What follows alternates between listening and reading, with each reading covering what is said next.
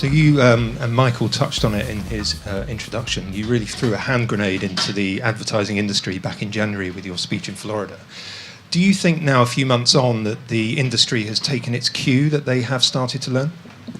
I do. I think that the industry, and we've had several meetings at the ANA board. In fact, we had a meeting a couple weeks ago where we had the two biggest players come in and show us what their work is going to be doing on media transparency, where they're demonstrating they're getting third-party measurement, they're getting anti-fraud certification, they're adopting common standards, and also paying attention to the brand safety, so to speak, to ensure that we're advertising on content that is good for our brands.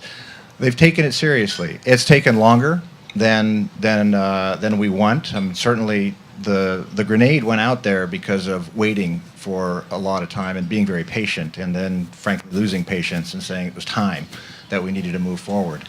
But the response is there, and then the hard work starts, because once you get complete transparency on what you're actually getting, you can analyze what it's worth, and you can compare it to other alternatives. And you know, there's a lot of fish in the sea, so there's plenty of alternatives. And this is going to allow us to be able to examine and really validate what are going to be the best investments to make for our business.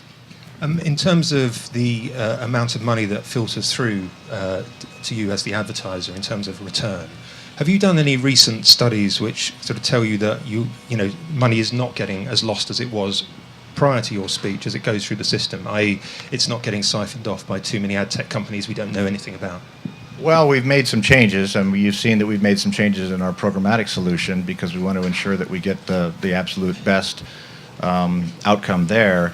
And I think there's probably less change that's occurred, but there is certainly, we're being very discerning about where we put our money. We're looking for places that have quality entertainment that we know we're going to get what we pay for. But you know, every brand, every media publisher, because it's not just the brands, has to look at what are all the touches that occur. Not the least of which is just fraud. Do you have fraud out there?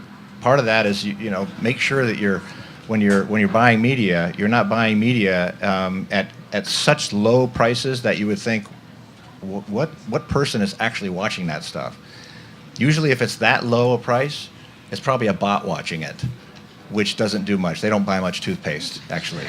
So.